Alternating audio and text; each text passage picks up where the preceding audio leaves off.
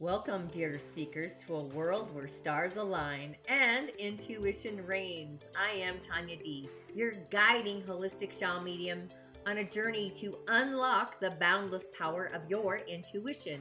Nature holds secrets beyond what meets the eye. Just as each star illuminates the night sky, so too does your intuition. Light the path to profound understanding. It's a wise inner guidance system within you, waiting to be embraced. Our intuition transcends mere gut feelings, gut sensations. It taps into subtle energies that exist beyond logic's grasp. Imagine your intuition as sparks of cosmic energy within your being, igniting the way to clarity and purpose. With my near-death experience at the tender age of 7, I embarked on a profound journey into the realm of spirit and intuitive awakening. Now, and since then, I see auras travel through dimensions and connect deeply with the universe's energies. And today, I stand here to help you embrace your unique intuitive gifts, just as I have embraced mine. Together, we'll explore energy exercises, understanding the significance of elements, the energetic centers, delve into the cosmology of numerology. We'll climb into our skin, becoming heart-centric, even tap into the imaginal realm. With the power of your soul's harmonic, you'll awaken your inner potential like never before. Throughout this transformative course, you'll unlock your intuition's power, discovering the magic, the essence within you, the Merlin effect, guiding you on an energetic highway. And as a special gift, for a limited time, you'll receive my energetic super bundle for free.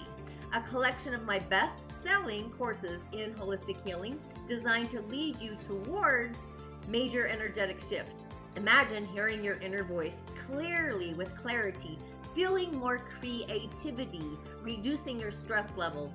Picture yourself finding your purpose and manifesting your dreams with the universe as your wise guide. The universe is waiting to reveal its mysteries to you. Embrace your intuitive gift, and together we'll tap into your inner voice for answers, unlocking the stars within. And I'll see you on the other side. Ashe, blessings. Inshallah and Ashe. It is a Mystic Monday by Divine Will's blessings to you and for you.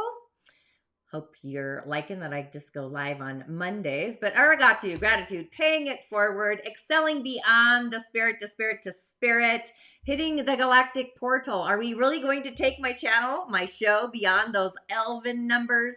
Hitting the Galactic Portal with the Lionsgate Portal. Ooh. If you are in, go ahead and hit that white rabbit, subscribe, that's the button, on this day of heartfelt understanding, knowing that you belong, listening in, tuning into my show, my meditations and whatnot. I am Divine Heart, committed to take my show beyond the infinite ones, over 1,000 plus subscribers in the season of Leo, making it become real, landing in reality by the end of August when we begin our journey into reality, making it real. Manifesting Virgo season, the ultimate queen of hearts, I might say, the harvest. Help a steward of the universe out. Grateful for all the shares, the cosmic love. I do see that. Quantity over quality. So go ahead, share the excitement with your friends. Go ahead and hit that white rabbit. It truly is the only way to guarantee that we're going to raise our nutritional quotient that our heart and our soul so deserves. I do have a few meditations on the highway. And are you loving the Lionsgate meditation? Woohoo! I love doing it, just saying that. I am entering the scorecard, the new moon in Leo, calling in the codes, the candomblé, maybe some light language. I kind of came in speaking in code. I just want to say that. A unique path of our heart's personal discovery. So what are your personal streams? Are you thinking about your personal love story?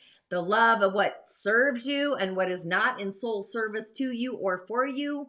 Feeling the love, the divine pour. It's like when you clean out your closet, like once upon a time you absolutely loved a sweater, and now that sweater just sits in the closet full of memories, memoirs of a time when it was very well worn. So what's the logic in keeping the worn sweater? Offer it up to the cosmic round table, a mind plot, a twist, Simply, you keep the worn sweater because of the joy it actually brings to your own happy heart.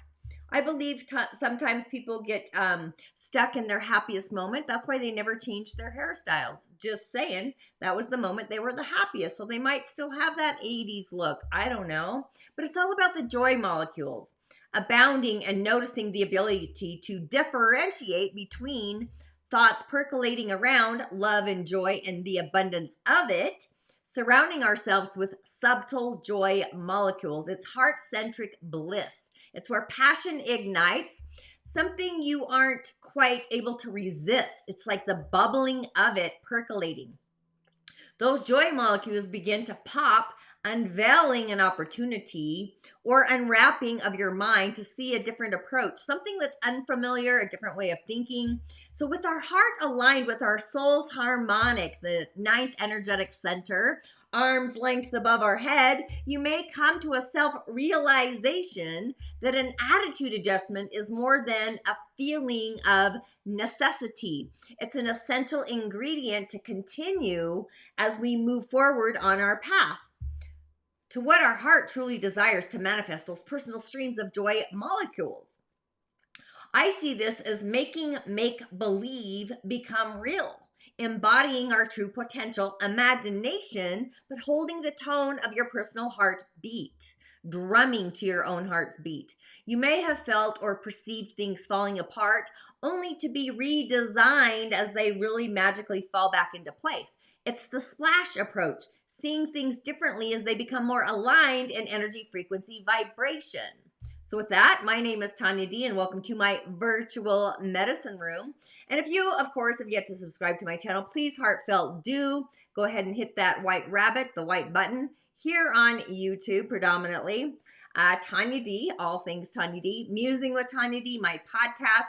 The theme this year, if you're new, is Season of the Witches, if you have yet to subscribe. But we've got our heart center, our love channel, the relational empathy. Have you tuned into the Sacred Spirit Circle meditation by chance? What is your divine love trajectory of your love story? How you love yourself is how the world outside of you is going to receive the love and return the love. It's the divine pour. And before I muse further, once again, Arigato. Let's give a shout out to my tribe, my village, excelling beyond excitement in the growth. Arigato again, gratitude, blessings, paying it forward, new peeps, entering the show, the village, the community. It really does take a village, a tribe of subscribers, a validation, a voice of acknowledgement. I like to do that. Gratitude and thank you for joining me. Thanks for paying it forward. New friends and guests, welcome to the show. I am truly magnetizing, monetizing is what I want to say. I love a love field of angelic subscribers for my show. I'm putting that out there for my channel. Leo season, what the heart truly loves. Rising like the sun, imagination, hitting the angelic numbers of subscribers. It's a loving feeling. The elves, the cantomblés, the wedames, genies, gnomes, trolls, all the fae. I'm all about options. But the elves, the elven numbers, truly stay curious. Where are the elves? You know, definitely went way beyond the goal story. Just taking my show to the elven numbers. That's kind of what I'm frequenting. Share with your friends, like-minded groups and whatnot. It really does take a tribe, a village, beyond like-mindedness. It's a feeling sensation to choreograph the stage, setting the stage, changing the way we see the world, and the world around us changes, and just honoring each other. And let's give a shout out to those of you that do tune in on your own timeline, watch the replay. You've been a part of my journey since the beginning, possibly a beginning timeline. Again, ashe and blessings, always blessings to you and for you. Thanks for tuning in.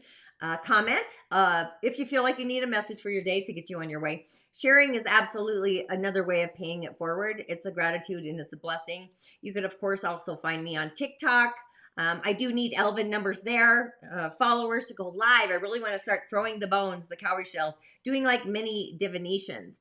I would love to throw the bones, the shells, so be sure to follow me there, YouTube Shorts and Reels. Again, thanks for sharing, saving, loving my Reels, by the way. I see that. Just remember, I truly am your otherworldly shamanic reflecting assistant, You are your own healer, but sometimes we need an otherworldly life coach to get us out of our own magical way. An otherworldly life coach assistant, myself included, by the way. I'm not out of this. Just saying. But the daily snippet. I don't go daily, but if you do tune in on the weekly, my random shows and whatnot, I generally muse about the cosmic insights, the planets, the moon doing its cosmic dance, the elementals of the galaxy. By design, as a reflector, I'm always gravitating towards the moon, not just through the seasons, but at the gates of human design. Leo season is our heart center, connected to the heart right now, mystical empathy as well. Go ahead and take my Change Your Stars quiz to really find out your intuitive gift order, your psychic abilities. They open at different times and they cycle through. The 4 pillars of destiny, those are the elementals of the day. I use the elements mostly in ritual and prescription. Ritual prescriptions when I do a divination. The pathways, the energetic centers, fields. Everything I do is through visions and dreams. And really as a reflector, I'm always asking myself, is this the right time, the right place? Am I with the right people in the right time, in the right place? Situations, how it's unfolding, or what am I seeing that nobody else can see, which is always fantastic, just saying. And what's the movement I'm creating? What's the solution I'm creating within my movement? I really want to create a solution within my podcast. But if you're curious how you too can utilize the elementals off grid or on this grid, you can still activate Rising of the Origins, that portal, to really inspire possibly a perspective with a new set of eyes, something that you may not have seen the elementals with. But truly, the key is trusting our intuition. So take my quiz, Change Your Stars. If you're curious about your intuitive gift order, some of them might just be otherworldly or out of body energetic centers. They really do light up a different stage. And cleansing our auric field, the etheric body, the etheric highway. Again, I do follow the moon as a reflector through not just astrology, but the gates and human design. And journaling with the moon and seeing where its flavors it's activating. But during the season of Leo, our heart is definitely online. And again, if you're new to my show, the heart center activates during or around ages 4.5 to 6.5. Watch little kids in that age range. You can just see they're percolating of love. But our heart is online as we are in the stage of our life. The heart is the center of love, relationships, relational empathy. It's a kinesthetic gift, but it's also a sensational gift of relational. Love is the force behind all of creation. The power of love, multi-streaming channels of love, continuous streams, personal streams, universal streams. It's our ability to merge our spirit and body with our physical body, energy to matter. We need to be more quantum, if you will, and a little less physical in the 3D, being connected and knowing that we are connected. Just saying that I am connected and feeling those streams come down to our potential, our personal power, the power of love, streaming, subscribing to the laws of the universe's channels. Love is the relational channel between all communication channels, if you will, kind of vectors out of the world and not of the world. The language of love. So it's time to really choreograph a new love language. I would say a light language, star language, sigils and whatnot. We often overlook the desire of our heart, ignore what lights up our star, detaching from the things, situation, people, places, things, all the things.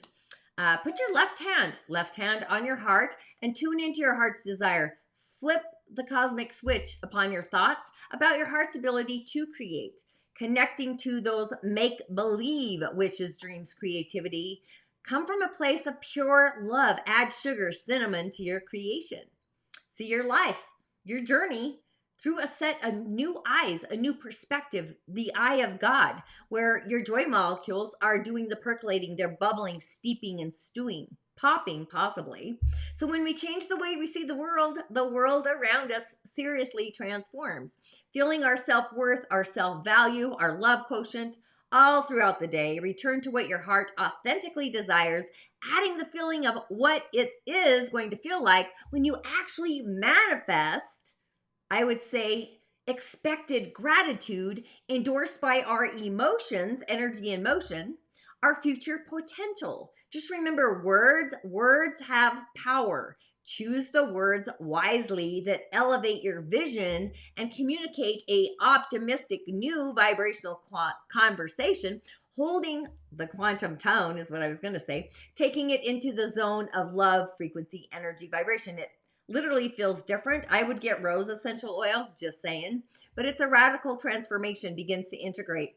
It's not of this world perspective. I would literally say grab the towel, make it fantastic, and hang on for the ride. So just a few announcements on the menu. How are you loving my Lionsgate Portal meditation? Hang on, I got to scroll all the way down here. Take a breath and a pause, Tanya. There we go. I love that image. I created that all by my big girl self. Woo! So excited. The Lionsgate Portal meditation. I got to. That's ready. Ready to take those views past the 22222 into infinity. 2023 at least. Maybe I'll get 2023 views. Just saying. The Lionsgate Portal. This is like infinite. Our ability to like cascade, shed light. Again, thanks for tuning in. I also do have a new podcast on the highway, which I'm loving. Juliana Fervor, The Origins of Vitality. Choosing you first, authentically choosing you. Season of the Witches podcast. Be sure to tune into that on the Season of the Witches, mostly on tanyad.tv/podcast. But I also do have cowrie shell divinations. It's a great way to realign yourself if your soul is nudging you for a session. Maybe you're at a crossroads. You need some guidance, connecting you to your magic, medicine, your ritual. If your soul is questioning something.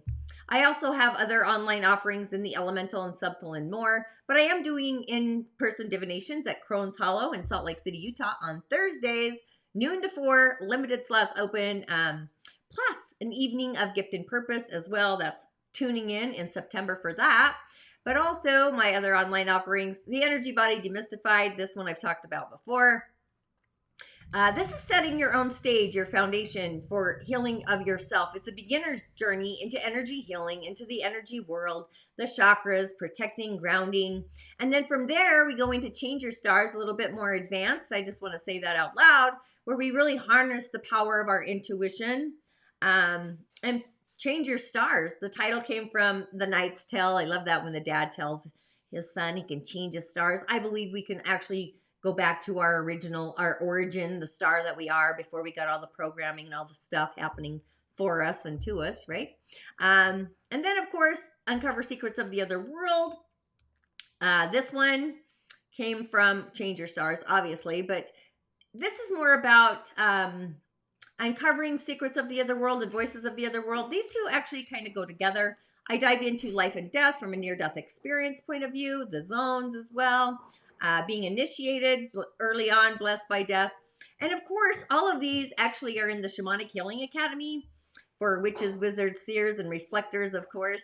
The academy is open. You get all of my courses, I want to say this out loud, for 55 bones a month. You can go through all of them, and Soliciting Solitude, and really so much more. So that is open. However, on the Elemental Highway, we do have a yin fire rooster of a day. Very yin energy. Everything is yin. So this is all happening inside of us. This is how we begin our week. All this yin energy. So we have all of the elementals at the elemental round table, if you will. The transitional energy of Earth. So we always go to Earth to transition from season to season. It's too hard energetically on the body, the energy body, and the physical to transition from season to season without an interseason. So Earth seasons are generally 18 days in between each season. So that's the goat, dog, ox, and who am I forgetting? Oh, the dog. How can you forget the dog? But the goat is actually dry Earth. Yin fire, our day is rooted in the goat, the greatest of all time. Warmth, enthusiastic, nurturing, charming, charismatic. A candlelight, a flame. So yin earth is our creativity, our performance. So this may be something like nurturing, cooking, adding love as you cook. You know, like when you have all day to make the magic of the meal for the community, the family, the tribe. Food made with love raises our heart vibration, our spirit, right? And it tastes fantastic. It's got a different frequency flavor. But the rooster and the rabbit, the day and the year, they're in conflict. So it's like our outer world, family, probably society, is doling our ability. It's like over or underspending. The rooster is wealth, like more going out than coming in, or a partner that maybe takes our wealth, doesn't replenish it. That's the making of a mooch, by the way. Read my book, Changing Faces, if you want to talk about mooches. But the earth is a nurturing, creative energy that we put out, feeding all of those that need, like underneath our tree. The rabbit's a resource. However, it's wet wood. It's hard to feed a fire with wet wood, right? To get us into the flow and reconciling that flow. So it's like a power or an authority is kind of controlling our flame, kind of trying to dim our light. So feed our fire, light a candle, meditate, pray. We've got the Lionsgate. Call in your ancestors, make a wood totem, use wood as a conduit, the Wedame, the spirits of the wild, the innovators, elemental wood. Go to an old wise tree, connect to a tree being out in nature, possibly a meadow, taking in the warm rays of the sun. And the messages of the week, they're coming from the Fae, of course. You know how I love the Fae. And to kick it off, the Journeyman with the rise of the Lionsgate, the 15, which is actually the energy for later today and into the Lionsgate energy. The degree of the Lionsgate is 15 Leo. Pretty curious indeed. But the Journeyman is part of the She, the lords and the ladies of the realms. I don't know if you can feel them, but the She, they meditate, they mediate the powerful energies of the singers, bringing those energies into manifestation from the world of spirit into the earth plane throughout all the worlds. And they do this for the pure joy molecules, the pure joy of it. Their great alchemical dance and art of life is life itself. And these are the ones who create, nurture, and build the worlds and all the inhabitants. They're also available to each and every one of us individually as guardians, comforters, teachers. But they're the creators of frequent miracles. So I wouldn't be surprised if a miracle did happen, something not seen. But the 15 is being mindful of our attitude, our heart's attitude about love, opening up to receive, rest and receive messages that are actually off on a holiday, I should say. But either way, those heartfelt, like getting a heartfelt allowance, a memo. But this is about adventure, independence, the polishing of our skills, traveling. Maybe you're taking a test, getting a certification, knowing that all the great ones, the saints, the bodhisattvas, all of those who are filled by the spiritual light have actually been on this specific journey. They went into the wilderness, stepping out, possibly like a fool, off onto safe pathways, into the waiting hands of their gods and goddesses and things like that. But this is the journey of life, somewhat of a pilgrimage that begins in ignorant trust. It's like fool's gold, right? Passes through all the doubts and the fears and the limitations, the ups and the downs, and probably even all of the delusions, certainly possibly confusion through all the things. But that's where we learn, often painfully, usually slowly, a new kind of trust, a trust in the process, detached from the goal. So Ongus is on the journey, bless his little fairy soul. He's stepping out on the journey of life, positively, optimistically glowing with this enthusiasm. Even his toes are sparkling bright. He's completed his own personal apprenticeship program, his craft in the Fae, in the magic. He hasn't actually received the gift of the true mastery yet. He's got to go out and practice his skills. He has to leave the protection of his master, stepping out onto his own path, an independent journeyman craftsman. And often we all have to do this, right? Testing ourselves, but just the knowledge in the world and hoping to eventually achieve the status of what it is to be a master maker. But being that Ongus showed up otherworldly, are we nervous maybe? This tells me that our energy is blocked. Maybe we're like holding it at a standstill. Maybe we're not able to move forward. But there's kind of two reasons or in fluctuations. It may be that our journey is not appropriate for the moment right now. Maybe we need to kind of delay it. The conditions aren't quite all there. Could also mean that we are delaying ourselves with our own fear or doubt. But if you're satisfied that the journey is right, you're on your right path, your direction, I would say prepare for it, be careful. Once you've done so, it's time to really go for it, be fluid. Waiting's not going to actually make it easier, right? We got to get into the flow, the clarity, the peace. So if you're the one holding yourself back, take a long, swift swig from the chalice of courage. Step out into your skin boldly. If it's twisted, this energy can involve pretending to ourselves that we are moving forward. But, however, we're actually taking a dozen inappropriate paths sideways or backwards in order to avoid the only true white path before us. So the name of the game here, it's distraction, misdirection. Both are kind of false magic that gets us really nowhere. And at its worst, it can indicate an inappropriate journey, possibly even an undesirable path of destruction that we've laid out for ourselves or others, just saying. So just consider carefully where you are going. Consider your major, magic, long-term futuristic goals in life and ask yourself how this journey helps you to really move towards them. It may be a distraction, a detour, or, like we're going off into a journey of the unknown. Only we ourselves can really decide whether or not we really want to take another step in this pathway, in this direction, and the why. I feel it's the acceptance of detaching from an old way of doing things and elevating our attitude to a more heart-aligned way. So it's like, are we open to receive a blessing like winning the lottery, the pot of gold? Can we see things with a new set of eyes? So super curious there. Now, where it gets super fantastic, I'm so excited, on the Lionsgate, on Tuesday, we've got the singer of intuition. Can't make this shift up. What is the singer of intuition? It's a singer in the house. So once we become mindful of our attitude and we open up, we get the singer of intuition. Now remember, singers are like angels. Angels transcend every religion, every creed. Honestly, they have no religion as we know of. Their existence precedes every religious system out there that has ever existed on Earth. So these ultimately are the great ones. Their wings span the multiverse in all dimensions, all directions. They really do have a multitude of given names. But being that we do have Sirius, the Earth, Orion's belt, all aligned, I mean, this is like opening us up. It's a day to truly call upon them, call them in.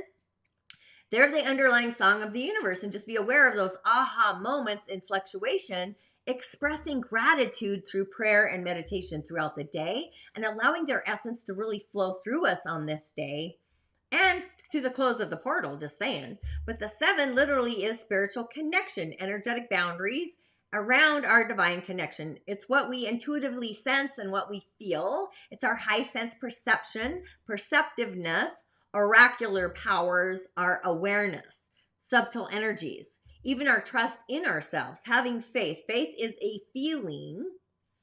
The song of the singer of intuition carries all of the information that ever is, was, or ever has been. Some believe that this information is often called the Akashic Records, the Shadow Records, the Book of Shadows, the Ghost in the Darkness, the Great Filing Cabinet, the Library in the Sky, the Pie in the Sky, that we can go to in order to get all the information intuitively or psychically looking through our own book of life. However, we don't need to go anywhere. This song is actually sung within our DNA, our blood, our bones, our flesh. It's within the rest of the universe as well, atoms, particles, waves. Being at the present stage of evolution, if we consciously hear the song in all its bounty, its fullness, we become overwhelmed. Our minds burn out with this frequency energy. But the universe is kind.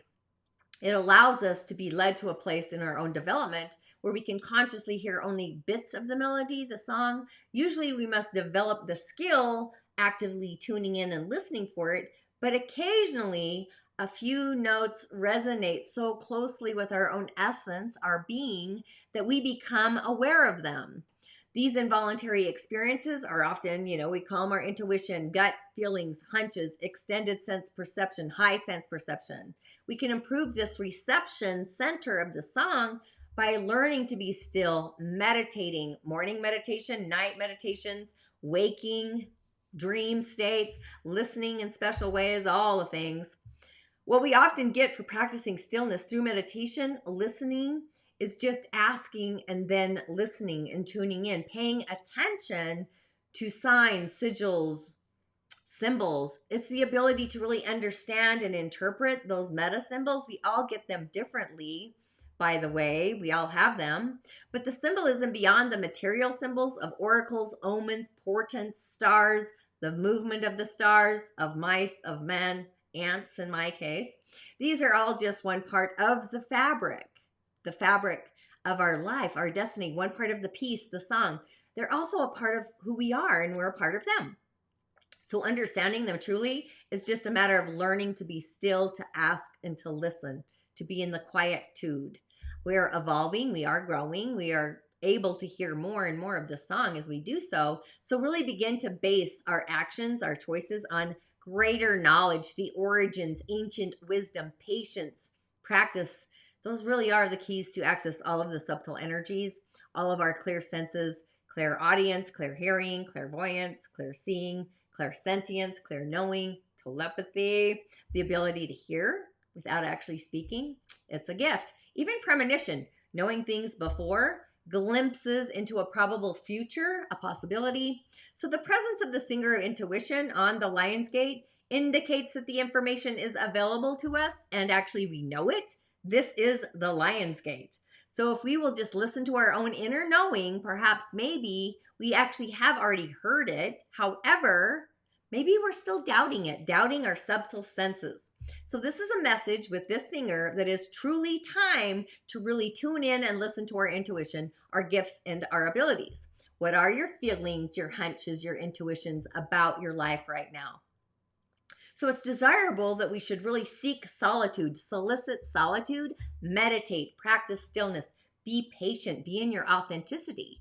This is really a time for an inward journey, an inward focus. It's a day to rest and receive the brilliance, a time to open the door, the inner door to our intuition, going inside of ourselves.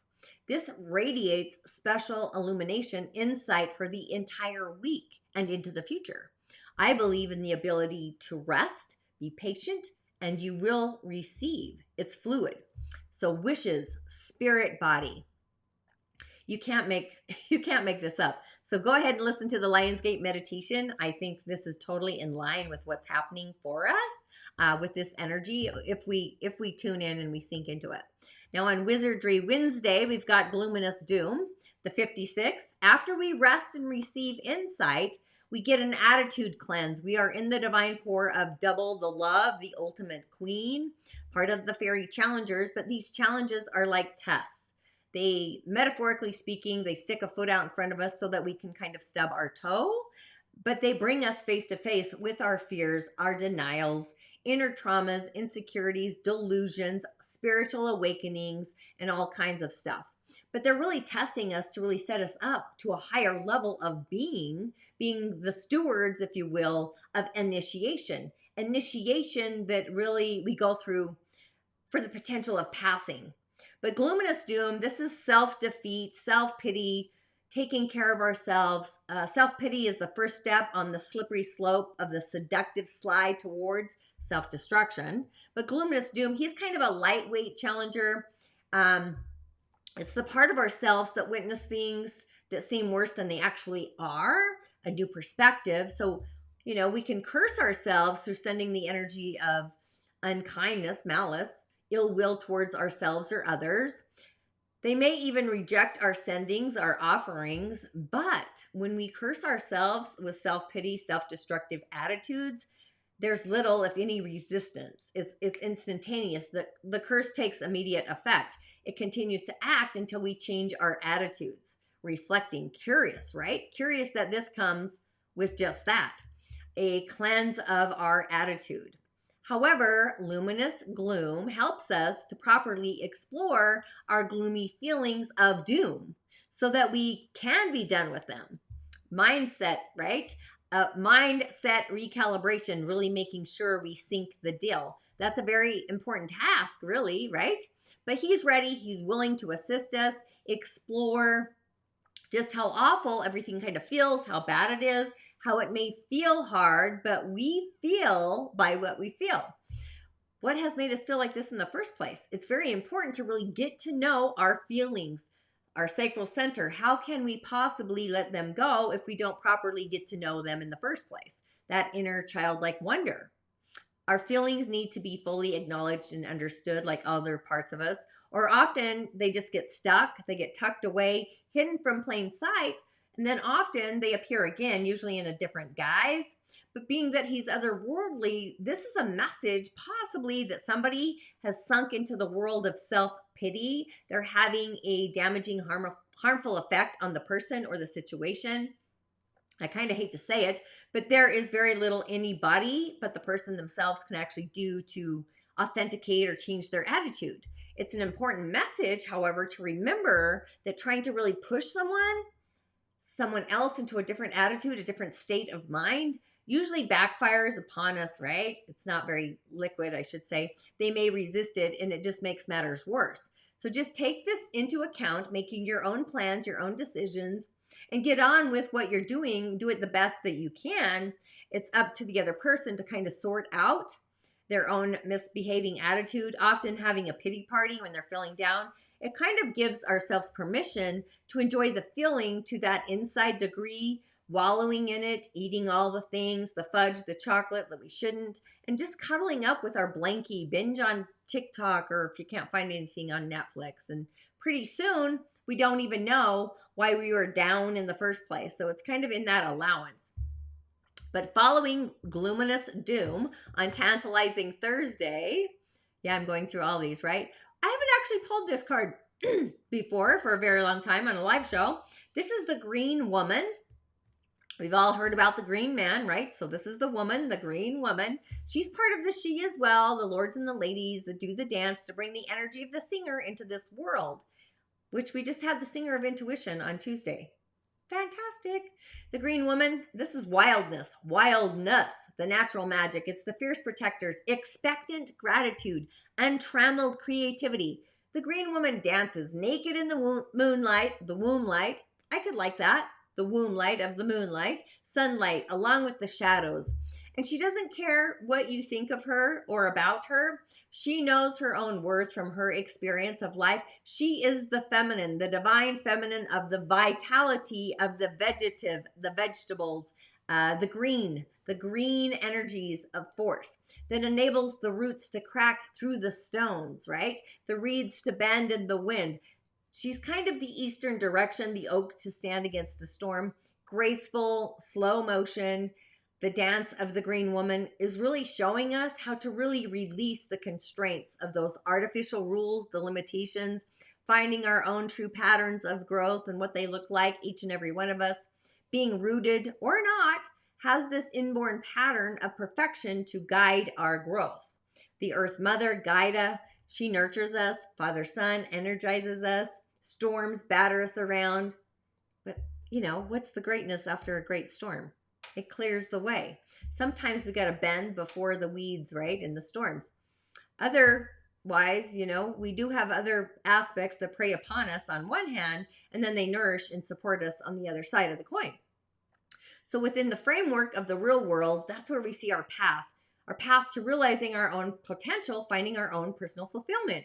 So the Green Woman's kind of reminding us that where the ground is fertile, something's going to grow. It could be nettles, in my case, thistles, roses, carrots, peaches. But it will be something because fertile earth never remains empty.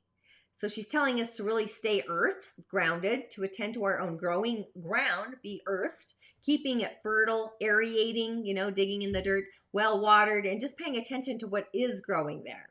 And it really is up to us to root out, if you will, pull the weeds of what we don't want within ourselves to nurture what we do, basically. So she's reminding us to count our blessings, deal with our difficulties.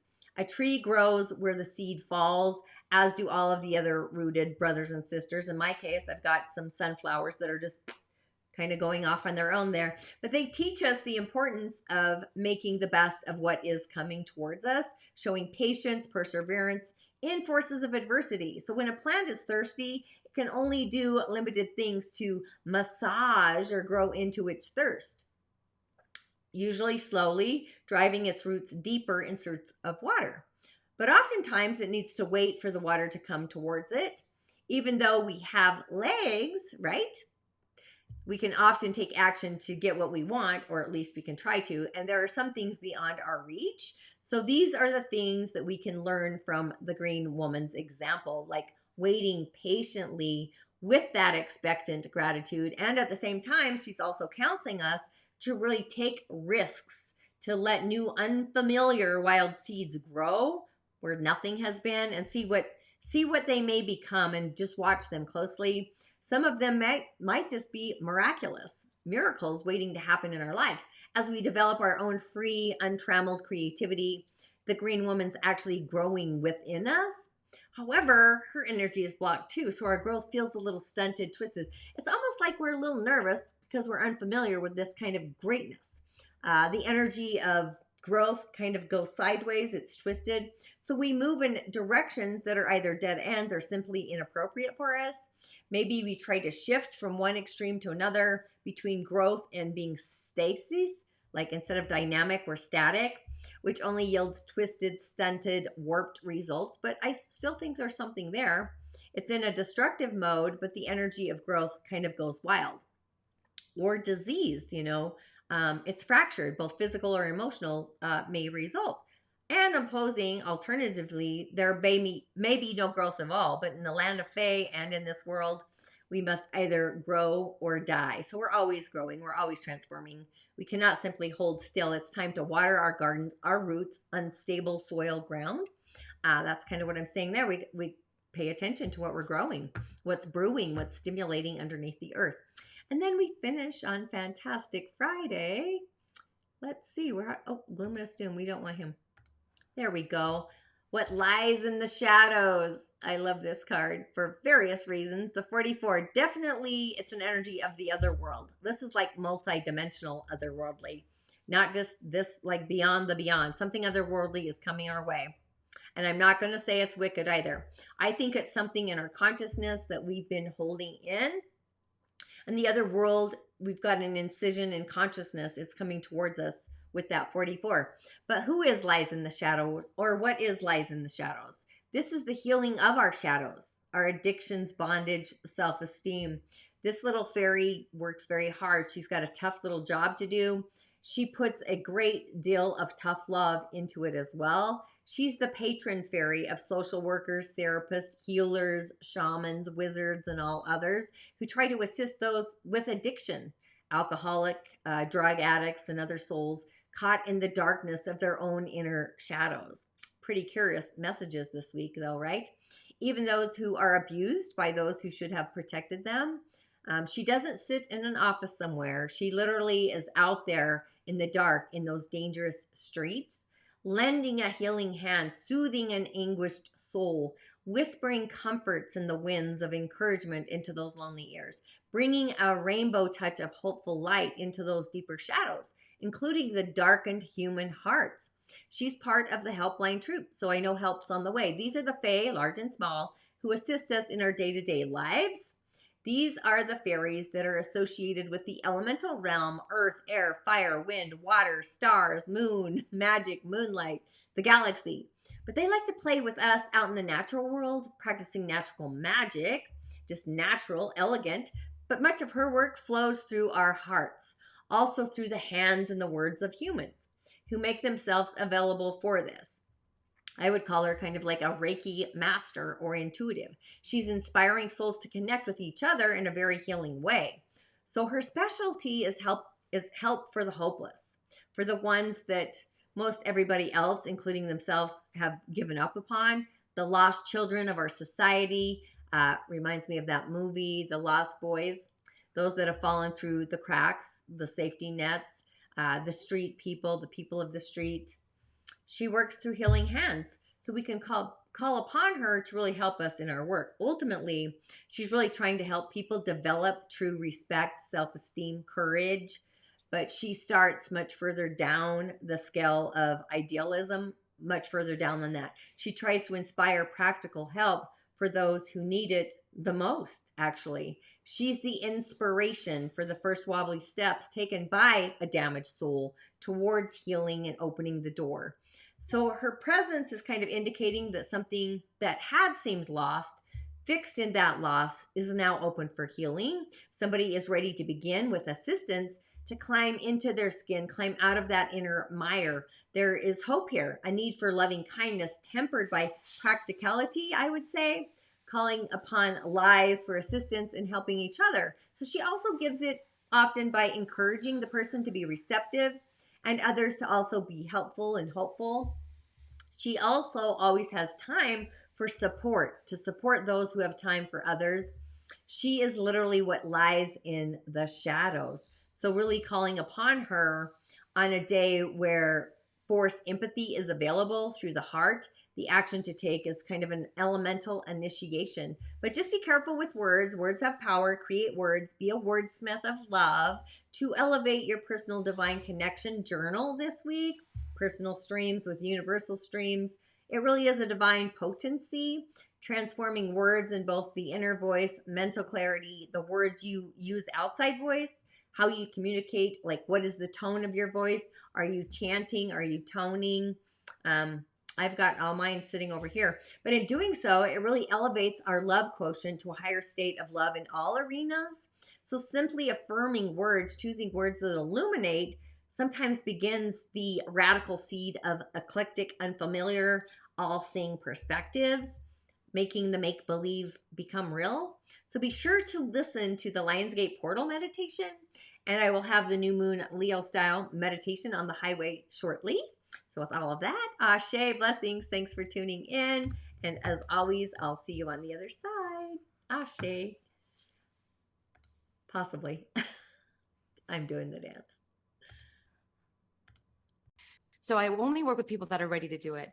But I also will say either you can dive in, go cold tofu, jump all in, or you can stepwise into it, depending on where your framework is and how imminent the situation is. So my goal is never to convert anyone. It's not like preaching to anyone. It's like start small if you need to. Like just, I want people to eat more plants. I want people to eat more whole foods, and it's that kind of mentality of like, how do we do that for you? That's best for you. A lot of people are just ready to go all in. In fact, a lot of people they just want to do it. I'm like, okay. So I give them a plan. I work with them because I won't give someone a meal plan. I want to know, what works for them so it's sustainable, because anyone could follow a diet. But if you make it sustainable and work with their lifestyle, it's more effective long-term. So, but I started too with the green smoothies when I was starting. I love them too. And it was a great way. People won't eat vegetables, but it's a great way to get them to eat those leafy greens. I think it's a really great transformation or transition kind of.